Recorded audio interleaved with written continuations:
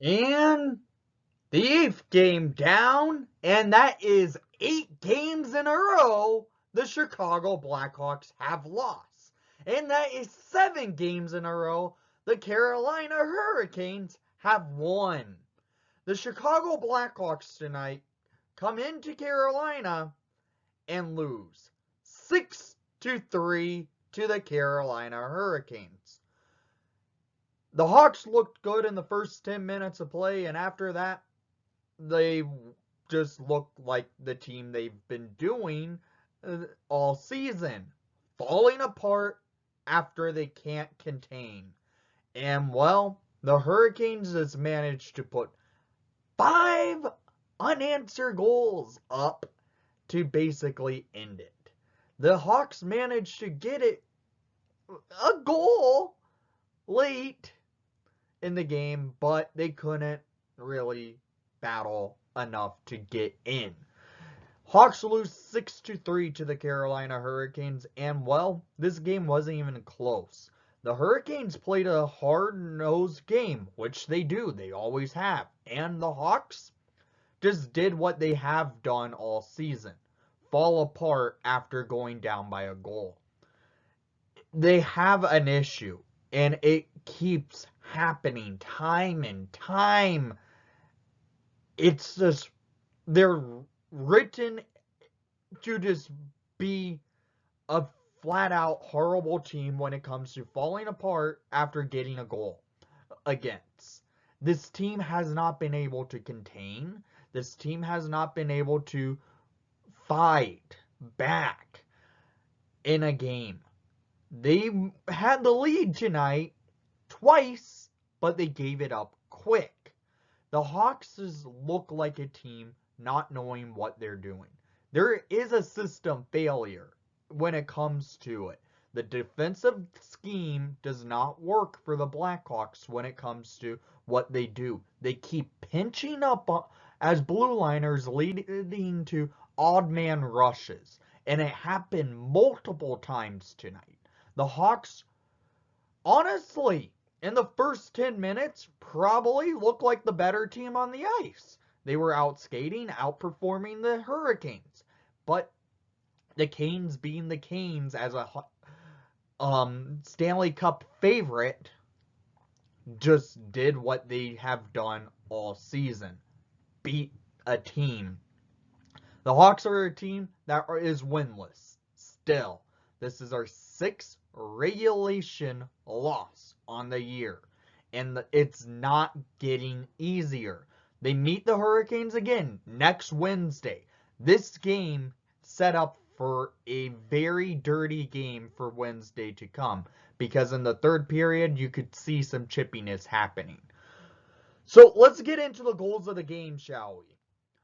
It was a goal affair in the first period, really. It was. In the first period at 6:12 in the first period, scored by number 38, Brandon Hagel. His first of the season, assisted by number 19, Jonathan Toews. And number 56, Eric Gustafsson, to get the Hawks on the board first in tonight's action. This goal by Hagel is well deserved. He's been looking for his first of the season the last few games, and he managed to get one tonight. And honestly, Toews looked good on it. He was moving the puck well. He got it to Hagel, and Hagel buried it past Antti Raanta. So the Hawks are up. But a minute later, the Hurricanes go down the ice, 2-on-1 break, and Vincent Trocheck, who we are going to talk about later, feeds the puck over to Tony DeAngelo for DeAngelo's second of this season, and the Hawks now are tied up with the Hurricanes. This goal by DeAngelo gets the Canes on the board. Then the Hawks get a power play. The Hawks get a lot of power plays tonight. I should talk about that. We will. But the Hawks get a power play. And at 10:21 in the first period, scored by number 11, Adam Gaudette. His first of the season, assisted by number 23, Philip Kurashev. And number 56, Eric Gustafson on the power play, giving the Hawks their 1-goal lead back 3 minutes later after the game gets tied up. This goal by Gaudette was a thing of beauty. He went backhand past Ranta, and the Hawks have a lead. And that's their final lead of the game. Because 3 minutes later, at 13:09, Jordan Staal, with his second of the season, assisted by Ethan Bear and Slavin, for a 2-2 game, and this is what leads to a storm surge from the Hurricanes. Because 25 seconds later, at 13:26, Derek Stepan scores his first of the season, assisted by Jesper Boss. This goal from Stepan was a goal that Laakkonen should have made a save on. Stepan walks right in and shoves it past Laakkonen, and Hurricanes now are up by a goal. And the goal scoring is not over yet, because at 18:40 in the first period, Jesperi Kotkaniemi, who was the player of offer sheet from the Hurricanes this offseason, gets his second of the season from a 2-on-1 break again that leads to a goal. This 2-on-1 break was a factor of Jake McCabe pinching up in the neutral zone, leading to the Hurricanes going the opposite way with the puck, getting on a 2-on-1 break, and Aho to Kotkaniemi, and Kotkaniemi beats Laakkonen. And the Hurricanes are now up by 2 goals. And that is the end of the scoring in the first period, where, frankly, the Hawks looked good in the first 10 minutes, but after they gave up the goal that tied the game for the second time, they collapsed. This team has done that multiple times before this season. Not the fact of giving up after having a lead, because they've only had one lead prior to this in a game, and that was our last game. But they had a lead twice, gave it up twice, and then the Hurricanes surge, and we go to the second period, now down by 2 goals. So, in the second period, 3 minutes and 43 seconds into the period, Sebastian Aho scores his 5th of the season, assisted by D'Angelo and Teravainen, to make it a 5-2 game. This goal from Aho was off a power play. Yes, the Hawks gave up a power play goal, which the Hawks have been good at playing good, strong PK this season. Well, they look bad on this PK. Aho gets the puck and beats Laakkonen, and we're now down by 4. It's just rough. The Hawks are now down by a total of 3 goals after having scored twice in the first period. The Hawks go down by 3. So the Hurricanes add to their total at 16 in the second period. Andrei Svechnikov scores his 7th of the season, assisted by D'Angelo and Trocheck. And this goal was just a fluke goal that usually never happens, because what happened was Svechnikov was at the goal line, and the pie slice just throws it up to the slot. It goes off one of the Hawks' defensemen and in the net for the Hurricanes. And the Hawks are now down by 4.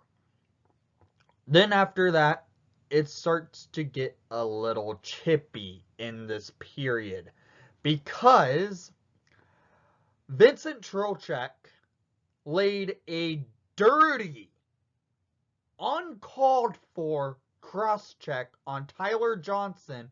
Johnson did suffer an injury and he had to go to the locker room. We did not see Johnson again for the rest of the night. He remained in the locker room for the remainder of the game. Trocheck gets a cross-checking penalty. Hawks go to a power play. Couldn't do anything off that power play. So we go to the third period where the Hawks are down by 4.